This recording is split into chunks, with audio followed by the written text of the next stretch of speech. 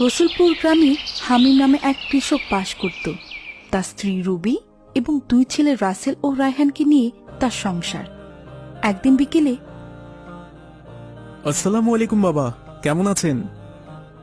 আলহামদুলিল্লাহ বাবা, তুমি কেমন আছো? এই তো আলহামদুলিল্লাহ ভালো আছি। তা তোমার চাকরি পরীক্ষা কেমন হলো? পরীক্ষা আলহামদুলিল্লাহ ভালোই হয়েছে, কিন্তু জানোই তো এইসব চাকরি তো আর সহজে পাওয়া যায় না। তাদের কত কত চাহিদা থাকে। সে তো বুঝলাম, কিন্তু ওই ক্ষেত খামারি করেই তো এই সংসারটা চালাই। তাও কত আশা নিয়ে তোমাকে ভালো স্কুলে কলেজে পড়িয়েছি, এখন যদি চাকরি না পাও তাহলে সেসব আর কোনো দাম আছে? আমিও সেটা ভাবছি। আচ্ছা, আগে দেখি পরীক্ষার রেজাল্ট কি হয়, এরপরেই তো ইন্টারভিউতে ডাকবে। তা মা, রায়হান কোথায়? তোমার মা রান্নাঘরে, আর রায়হান তাদের মাদ্রাসার বড় হুজুরের নাকি কেন যেন ডেকেছে, সেখানে গিয়েছে। বড় হুজুর? ওনার রায়হানের সাথে কি কাজ? সেটা রায়হান এলেই জানা যাবে। এখন যাও, হাত মুখ ধুয়ে কিছু খেয়ে নাও। ঠিক আছে বাবা। সেদিন রাতের বেলা রায়হান খুব খুশি মনে মিষ্টির প্যাকেট নিয়ে বাড়ি ফেরে।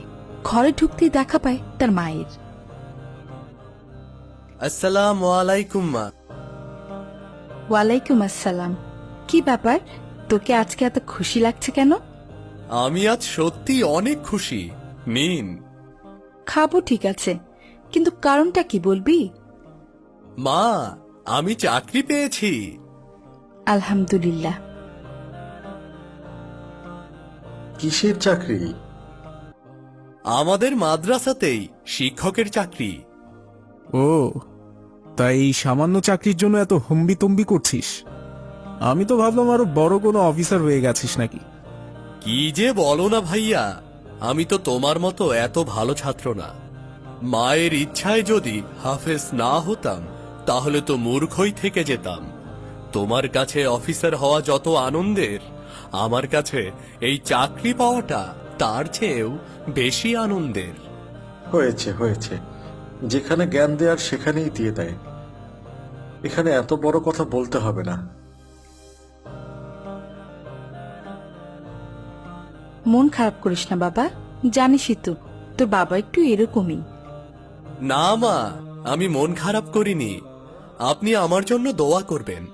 বড় হুজুর আমার ওপর ভরসা করে আমাকে যে দায়িত্ব দিয়েছেন তা যেন আমি ঠিকভাবে পালন করতে পারি। তুই পারবি, দেখিস, আমার দোয়া সব সময় তোর সাথে আছে। এইভাবে বেশ কিছুদিন কেটে যায়। এর মধ্যে একদিন সকালে, বাবা, হ্যাঁ রাসেল, বলো।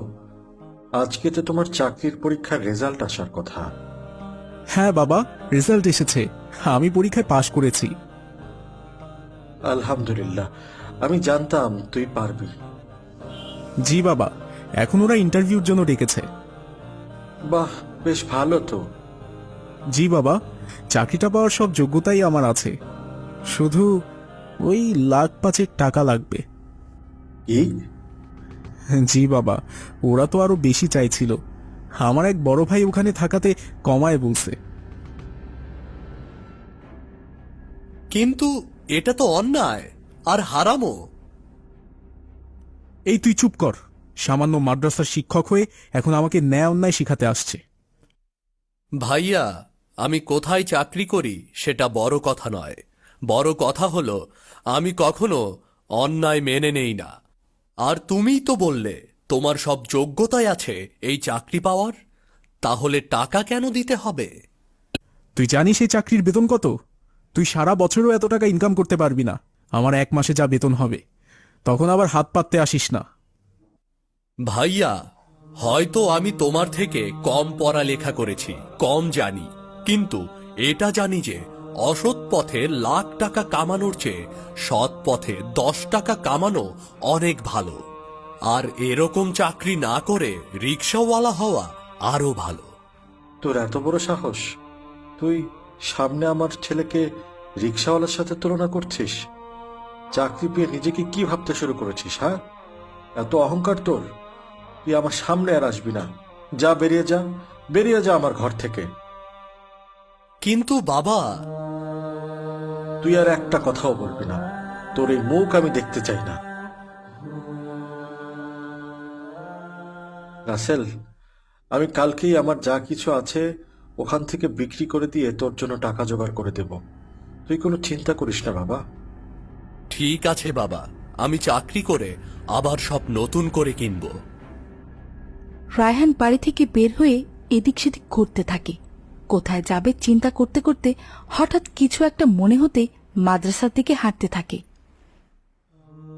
হুজুর, আমি তো আপনাকে সব বললাম, এবার আপনি আমাকে সাহায্য না করলে আমাকে রাস্তাতেই থাকতে হবে। না রায়হান, কোনো সমস্যা নেই, তুমি এখানেই থাকো। ধন্যবাদ হুজুর, আমি সত্যি আপনার কাছে কৃতজ্ঞ থাকব। কিন্তু তোমার বাবা যা করলো তার ফল ওনাকে একদিন ভোগ করতেই হবে। ওনার ওপর আমার রাগ নেই, হয়তো আমার ভাগ্যেই বাবার ভালোবাসা, স্নেহ, মায়া এগুলো কিছুই লেখা নেই। মন খারাপ করো না। শোনো, রাতে যেহেতু থাকবে তাহলে তুমি ছাত্রদেরকে পড়াবে, আর এজন্য তোমাকে বেতনটাও বাড়িয়ে দেয়া হবে।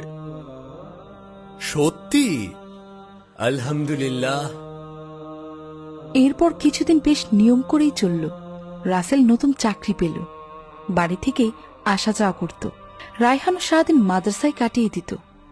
মাঝে মাঝে লুকিয়ে লুকিয়ে মায়ের সাথে দেখা করতে আসত।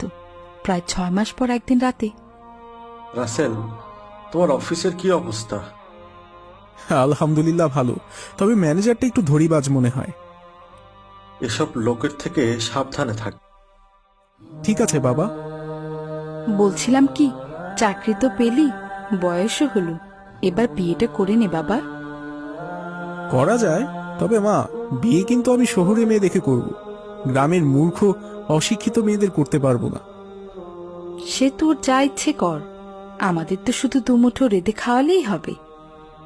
কি যে বলো না মা, শহরের মেয়েরা কি এসব পারে? আচ্ছা, সেসব পরে দেখা যাবে। আমার খাওয়া শেষ, আমি এখন ঘুমোতে গেলাম। হ্যাঁ, কালকে আবার অফিসে যেতে হবে। রায়হানেরই হয়েছে সব মজা, বুঝলে, যেখানেই কাজ সেখানেই থাকা, আবার সেখানেই খাওয়া, তাও আবার কোনো খরচ ছাড়া। বলছিলাম কি, রায়হানের ব্যাপারে আমি কিছু শুনতে চাই না।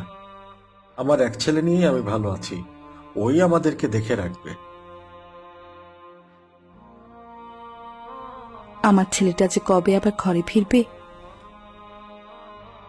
এর কিছুদিন পরে রাসেল শহরে এক মেয়েকে বিয়ে করে নিয়ে আসে। তার নাম সারা। সে খুব সুন্দরী আর মডার্ন হলেও ঘরে কোনো কাজই করতে পারত না।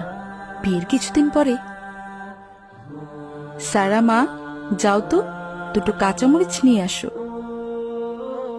সরি মা, আমি পারবো না। আপনি যেমন খেতে বসেছেন আমিও খেতে বসেছি। এসব কেমন ধরনের কথা? উনি তোমার চাইতেও বয়সে বড়। তোমার শাশুড়ি, ঠিক করে কথা বলো। এত শখ নেই, সারাদিন একটার পর একটা কাজের কথা বলতেই থাকে। বলি খাচ্ছেন তো আমার বরের পয়সায়, তাও এত কথা আসে কোথা থেকে আপনাদের? তোমার বর কিন্তু আমাদের ছেলে হয়। আর রাসেল, তোর সামনে ও এইভাবে কথা বলে কিভাবে? ও তো ঠিকই বলেছে মা, ও কেন এত কাজ করবে? যাই হোক, আমি একটা কথা বলতে চাই। রোজ রোজ আমার এসব ঝামেলা দেখতে ভালো লাগে না। আর হিসেব করে দেখলাম, আমার প্রতিদিন যাওয়া আসায় যা খরচ হয় তাতে অফিসের কাছে বাসা ভাড়া নিয়ে থাকলেই হয়। আর এমনিতেও সারার বাবা মা শহরে একা থাকে, তাদের প্রতিও তো আমার দায়িত্ব আছে, তাই না? ও, সারার মা বাবা একা? তা আমাদের সাথে কে আছে? আহ মা, বাচ্চাদের মতো কথা বলো না তো। তোমরা তো গ্রামে থাকো, এখানে সমস্যায় পড়লে 1000 জন দেখতে আসবে। আর তাছাড়া তোমার ছোট ছেলেকে বলো আসতে, তারও তো দায়িত্ব আছে নাকি? বাবা তো এক কথায় তাকে বের করে দিয়ে সবকিছু আমার উপর চাপিয়ে দিয়েছে।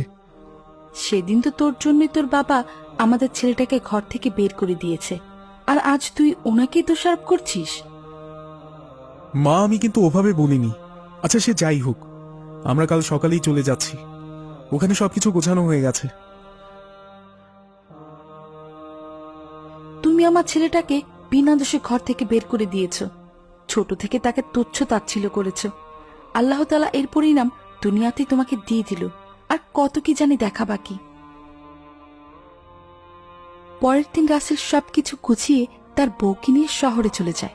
এরপর প্রায় সপ্তাহখানেক কেটে যায়। তখন একদিন হামিম অসুস্থ হয়ে পড়লে রুবি রাসেলকে ফোন করে। হ্যালো রাসেল। হ্যাঁ মা, তাড়াতাড়ি বলো, আমার একটু তাড়া আছে। রাসেল, তোর বাবা অসুস্থ হয়ে বিছানায় পড়ে আছে, ওনাকে ডাক্তার দেখাতে হবে, তুই আয় বাবা। কি যে বলো না মা, আমি এখন কিভাবে আসবো? আর আমার কাছে বেশি টাকাও নেই। নতুন ফ্ল্যাট গুছাতে গুছাতে সব টাকা শেষ। তুমি বরং রায়হানকে বলো। আরে এভাবে অসময় কল দিও না তো। রাখি। এবার আমি কি করব? ও রাসেলের বাপ রায়হানকে খবর দেয়, ও শুনলে ছুটে চলে আসবে। না, আমি যে ওকে মুখ দেখাতে পারবো না। আমি যে ওর প্রতি প্রচুর অন্যায় করেছি। মা, ও মা, মা। রায়হান, বাবা তুই এসেছিস? দেখ তোর বাবার কি অবস্থা, বিছানা থেকে নামতেই পারছে না। আসলে আসলে বাবা, কিভাবে যে বলি। আরে এত আমতা আমতা করার কি আছে? তুই বল তোর কি হয়েছে। আসলে বাবা, আপনি তো জানেন আমাদের বড় হুজুর ঘর থেকে বের হওয়ার পর আমি উনার কাছে আশ্রয় চেয়েছিলাম। হ্যাঁ হ্যাঁ, চিনি তো। উনি তো কিছুদিন আগে মারা গেলেন। জি বাবা, হুজুর মারা যাওয়ার আগে আমাকে বলেছেন আমি যেন ওনার মেয়েকে দেখে রাখি। ওনার স্ত্রীও মারা গেছেন। কিন্তু লোকে তো বলবে তুই ওনার সম্পত্তির জন্য ওকে বিয়ে করেছিস। বাবা, লোকে কি বলল তা নিয়ে আমি কখনো ভাবিনি। আর ওনার সব সম্পত্তি সাইমা মাদ্রাসায় দিয়ে দেবে বলে ঠিক করেছে। সাইমার এ ব্যাপারে কি মতামত? এটা তো জানি না, ওর তো আসলে কেউ নেই।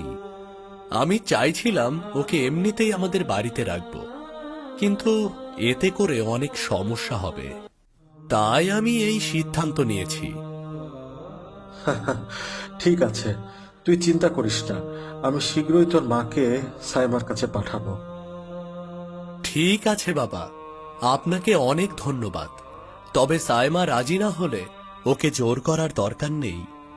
কিন্তু সেদিন সাইমা রাজি হয়ে যায় বিয়ের জন্য, এবং এক শুক্রবারে তাদের বিয়েও হয়ে যায়। বিয়ের পর সাইমা রায়হানের মা বাবার সেবা করে এবং সবকিছু একা হাতে সামলাতে থাকে। এরই মধ্যে একদিন সকালে। বাবা। কি ব্যাপার রাসেল, তুই? আর তোর এই অবস্থা কে করলো? মা, আমার অফিসের ওই ম্যানেজারটা আমার উপর মিথ্যে দোষ চাপিয়ে দিয়ে আমাকে পুলিশের কাছে ধরিয়ে দেয়। 2 দিন জেলে ছিলাম। ছাড়া পেলে কি করে? রায়হান রায়হান আমাকে ছাড়িয়ে এনেছে। এখনো সব কান্নাকাটি করে কোনো লাভ নেই। রবি, ওকে বলো এখান থেকে বেরিয়ে যেতে। না বাবা, আমাকে বের করে দিবেন না। আমার যে যাওয়ার আর কোনো জায়গা নেই। কেন? তোমার বউ শাশুড়ি ওরা কোথায়? সারা চলে গেছে। আমার চাকরি চলে যাওয়াতে সারা আমাকে ডিভোর্স দিয়ে চলে গেছে। আমি আপনাদের প্রতি যে অন্যায় করেছি তার ফল পাচ্ছি আমি। আপনারা আমাকে মাফ করে দিন। বাবা, ভাইয়া তো নিজের ভুল বুঝতে পেরেছে, ওকে এবার মাফ করে দাও। ঠিক আছে, আল্লাহ তো যার যার পাপের ফল তাকে দিয়েই দিল। এরপর তারা সবাই মিলে আবারও একসাথে গ্রামে থাকতে শুরু করে।